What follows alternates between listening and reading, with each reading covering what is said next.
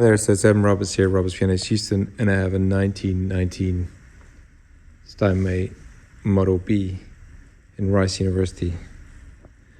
If you want to see pianos that I've reconditioned myself, they're on my website, robertspianoshouston.com. We have pictures there, information, and you can see the pianos that we've already reconditioned, tuned, and we have free delivery at the moment around Houston and a free first tuning. Thank you very much for watching. Polyester, ebony finish. The ebony satin finish has not been that well done really. It's like it hasn't been applied properly. You can see lots of flaking, especially on the music rack. I mean on the floorboard you can see a lot of flaking. And it's like maybe the humidity wasn't right when they applied. The music rack is not correctly balancing. There should be a metal stay to keep it in place. That could break quite easily with a bit of pressure. Usually there's a metal on the back there. The side's not too bad, and the back. It's mostly the front. The floorboard, if you had the floorboard refinished and you had the music rack refinished, touched up the sides, it would look better. But then to make it look perfect, you have to do the whole piano again, really, the whole cabinet. There's cracking in the soundboard, but it's not really causing any trouble on the tone. The sound's not buzzing, the sound's not dead, it's quite lively. It's interesting how other brands of piano, they put holes in the bass bridge to make it lighter for it to resonate, vibrate more easily, but Steinway don't do that. And I don't know if it's because the bridge is thinner or it's taller, but I'm interested to know why, if you know why. Now, the bridge pins are quite far out, that's further out than normal, but it doesn't feel like there's an issue, it's just maybe it's just aesthetics. The duplex is the right tuning, so they put it back in the right place. It's a ninth. For some reason, Steinways, I believe, have a ninth in the duplex tuning, which is how far away from the bridge the duplex is placed. The dampening's very good too.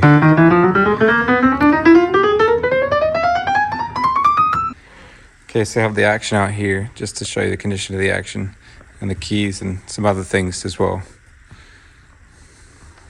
wouldn't be surprised if this is the key itself needs replacing the keyboard.